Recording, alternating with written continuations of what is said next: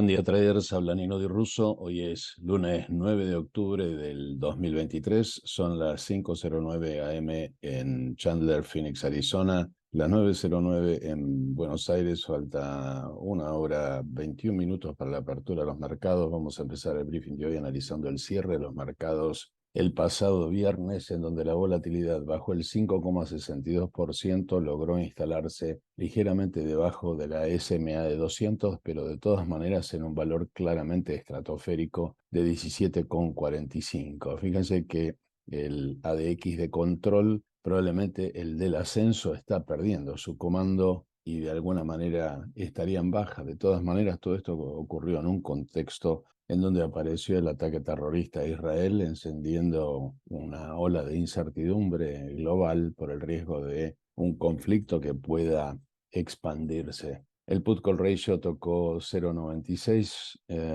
significa que es un valor de mercado ligeramente alcista después de haber tocado 1,60, un valor típico de mercados en capitulación. De todas maneras, ese efecto no se vio y es probable que la onda expansiva del conflicto en Medio Oriente, específicamente el resultante del ataque a Israel, genere temblores en el mercado. Específicamente SPY el viernes anduvo bien, 1,19 arriba, logró cerrar arriba de la EMA 8, se venía el cruce del MACD, hay una divergencia alcista, el DMI de descenso perdió el control, con lo cual bastante auspicioso el movimiento antes que ocurriera este ataque de fin de semana que acabamos de relatar. En el caso del Nasdaq, la evolución también el viernes con un engulfing pattern hermoso, un RSI cerrando arriba de 50, un engulfing pattern, un MACD en cruce, es decir, todos datos muy auspiciosos para un despegue del mercado antes que se conociera la noticia de este nuevo conflicto bélico. Fíjense la cantidad de volumen apoyando la dirección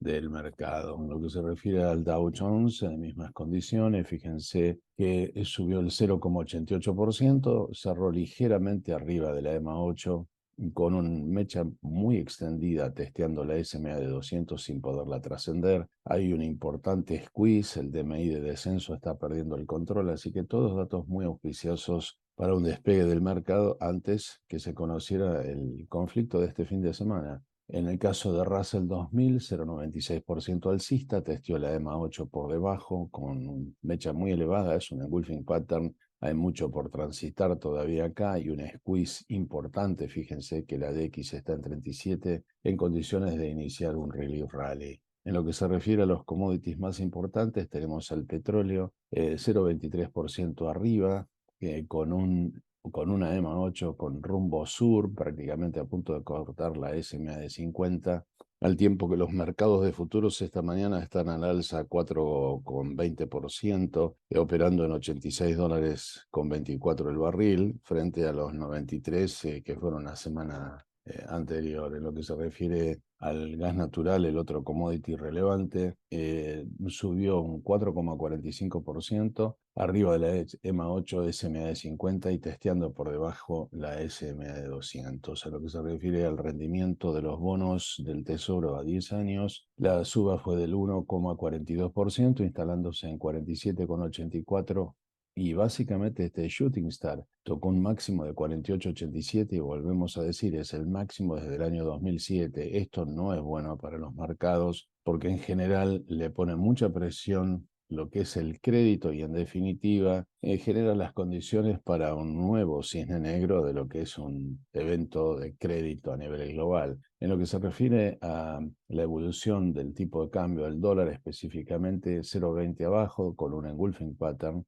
pero como ven, estratosférico. La buena noticia es que de alguna manera cruzó la EMA 8 y anuncia un rumbo bajista, lo mismo con el MACD. Recuerden, tanto el rendimiento de los bonos como la valorización del dólar juegan en contra del despegue del mercado. Por otra parte, el oro 0,52 arriba, fíjense que está haciendo una aleta de tiburón de un mercado completamente sobrevendido y esto obedece fundamentalmente a la revalorización del dólar como moneda. Se ve un dead cross, todavía está debajo del EMA 8 tratando de iniciar un relief rally, el ADX en 27,76. En lo que se refiere a la plata, y el otro metal precioso relevante, fíjense, subió el 2,49%, hizo una aleta de tiburón, cruzando el 30 en ascenso. Vamos a ver si continúa en esta dirección, habida cuenta del conflicto bélico que estamos viendo. Por otro lado, las criptomonedas, comenzando con Bitcoin, esta mañana 1,82 abajo, en 27,425, en parte porque los mercados de futuro del Nasdaq esta mañana están en caída,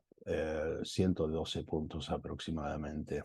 En lo que se refiere a Ethereum, 2,94 abajo, en $1.585. El MACD está cruzando la línea de señal, todo en parte por esta ola expansiva del temor a un nuevo conflicto bélico de escala global. En lo que se refiere a los papeles argentinos más relevantes, Grupo Galicia, 0,71% alcista, testeando la EMA 8 y la SMA de 200 por debajo, con un impactante squeeze en el orden de 35 horas de X, en condiciones de alguna manera iniciar alguna suerte de relief rally.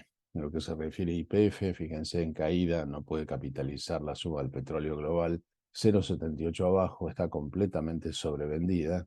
Y fíjense también haciendo una squeeze muy potente con ADX35. La idea es de iniciar un despegue alcista con una suerte de relief rally.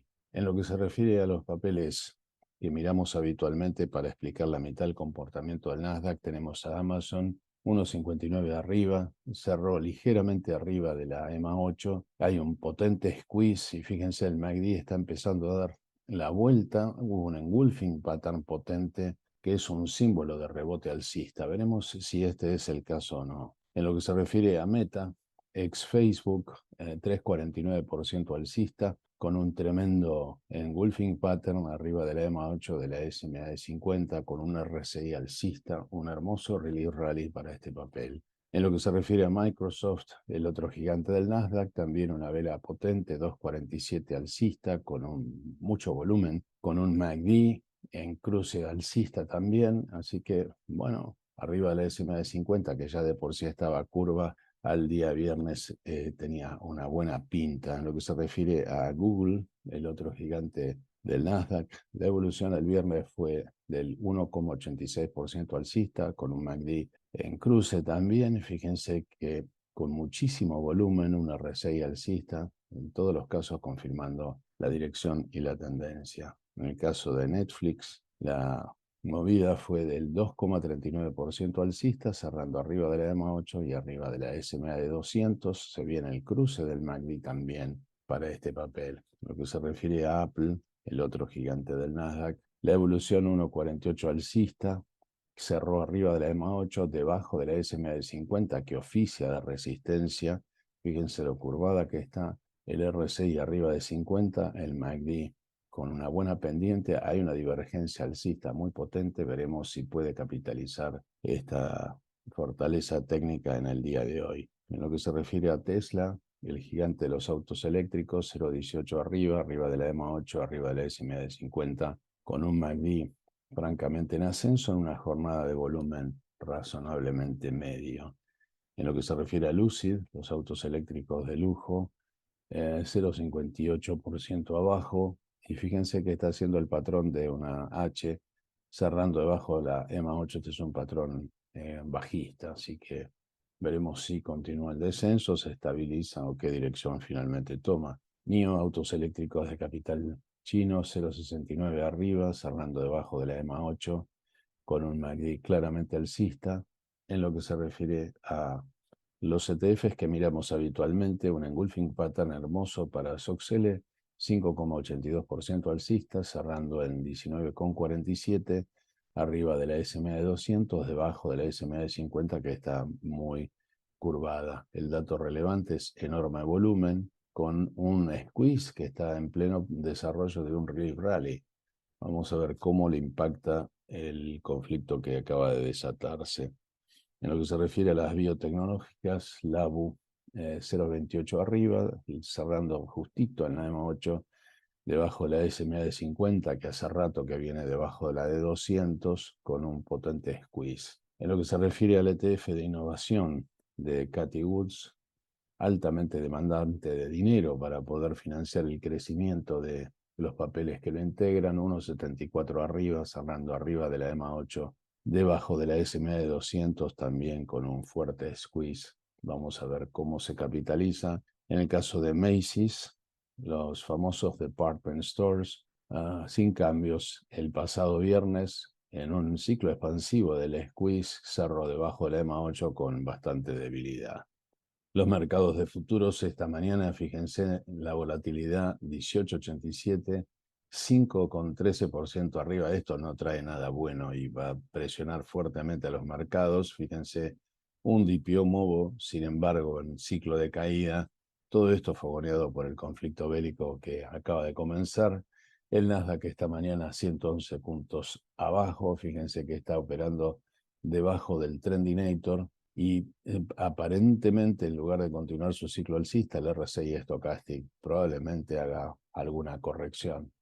La parte positiva, al menos del día viernes, es que en la semana se vio un bull squeeze, en lo que es una señal muy potente de ascenso en lo que es en la semana. Esto era antes de que ocurriera justamente este ataque terrorista. El mercado de todas maneras estaba iniciando un squeeze en la semana. Así que mucha atención con eso. La parte positiva es que al menos las EMAs en el Nasdaq están apiladas y estaban dadas las condiciones en el viernes como para un despegue alcista muy potente. Por otro lado, el futuro del Standard & Poor's, 23 puntos abajo, y fíjense que de haber estado debajo del Trendinator, con mucha potencia para ascender, sigue estando debajo del Trendinator del Volatility Stop, aunque el Commodity Channel Index todavía está en un ciclo alcista en la semana, sigue con la misma fragilidad, debajo del Volatility Stop y del Trendinator. Russell 2000, 15 puntos abajo, más o menos mismos comentarios del resto de los mercados. En lo que se refiere a la semana, todavía no completó su ciclo de caída, sigue frágil debajo del Volatility Stop y del Trendinator. Dow Jones esta mañana 148 puntos abajo, también frágil en un patrón de falla debajo del Volatility Stop y del Trendinator. Se quedó sin rumbo el Commodity Channel Index, y si bien el DPO MOVO estaba anunciando un despegue, todo esto al día viernes, hoy la situación puede haber cambiado ligeramente. En lo que se refiere en la semana, también sigue en un patrón de falla. Los datos relevantes de esta semana comienzan el día miércoles con el índice del precio al productor, que denuncia de alguna manera la inflación vista desde el punto de vista de las empresas, las actas de la FOMC, donde vamos a ver qué es lo que realmente se dijo en la última decisión sobre la tasa de interés.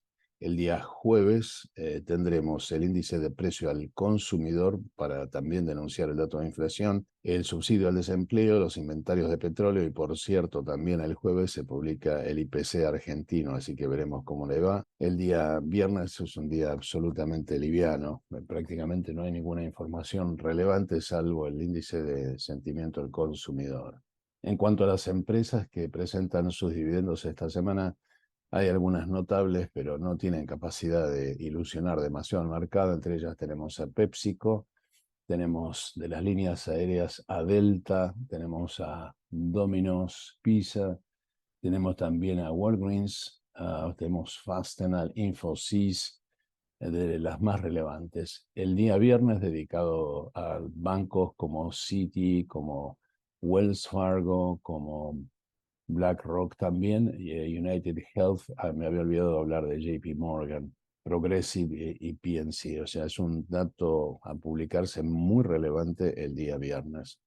De todas maneras, en el caso de las líneas aéreas, cuando sube el precio del petróleo, no hay nada para ilusionarse. Lo mismo aplica a PepsiCo, dentro de las empresas más relevantes, como también en el caso de los bancos, habida cuenta de la suba de la tasa de interés. Esto ha sido todo por hoy. Gracias por su atención. Los espero mañana en este mismo canal.